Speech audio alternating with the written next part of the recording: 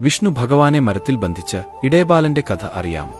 എല്ലാ ദിവസവും ഒരു ഇടയബാലൻ തന്റെ പശുക്കളെ മേയ്ക്കുവാൻ വനത്തിൽ പോകുമായിരുന്നു. ആ വനത്തിൽ ഒരു സന്യാസിയുടെ ആശ്രമം ഉണ്ടായിരുന്നു. അവിടെ സന്യാസി ദിവസവും തപസ്സും ധ്യാനവും ചെയ്യുമായിരുന്നു. ഇടയബാലൻ ദിവസവും സന്യാസിയെ കാണാറുണ്ട്. എന്നാൽ സന്യാസി എന്തിനാണ് ഇതെല്ലാം ചെയ്യുന്നതെന്ന് അവൻ മനസ്സിലായില്ല.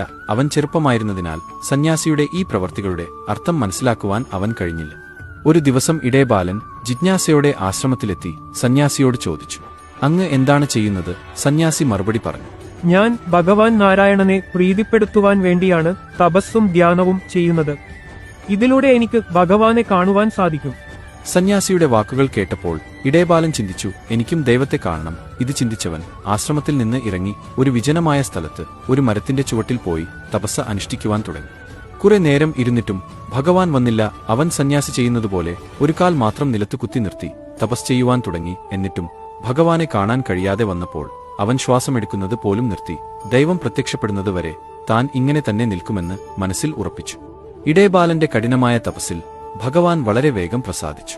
ഭഗവാൻ വിഷ്ണു അവന്റെ മുന്നിൽ പ്രത്യക്ഷപ്പെട്ടു പറഞ്ഞു, മകനെ, കണ്ണുകൾ തുറക്കൂ, ഞാൻ നിന്റെ മുന്നിൽ വന്നിരിക്കുന്നു. ഇടയബാലൻ കണ്ണു തുറക്കാതെ ചോദിച്ചു, അങ്ങ് ആരാണ്?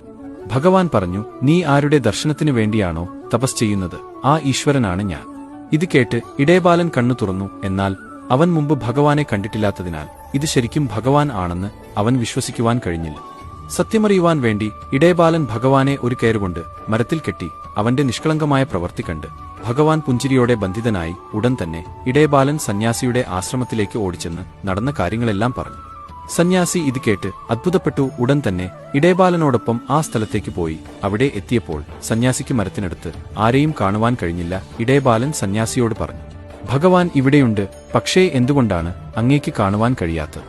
അപ്പോൾ ഭഗവാൻ ബാലനോട് പറഞ്ഞു, നിസ്വാർത്ഥമായി എന്നെ ഭജിക്കുന്ന മനുഷ്യർക്ക് മാത്രമേ ഞാൻ ദർശനം നൽകുകയുള്ളൂ. ആരുടെ മനസ്സിൽ കാപട്യമോ സ്വാർത്ഥതയോ അത്യാഗ്രഹമോ ഉണ്ടോ അവർക്കു മുന്നിൽ ഞാൻ പ്രത്യക്ഷപ്പെടില്ല.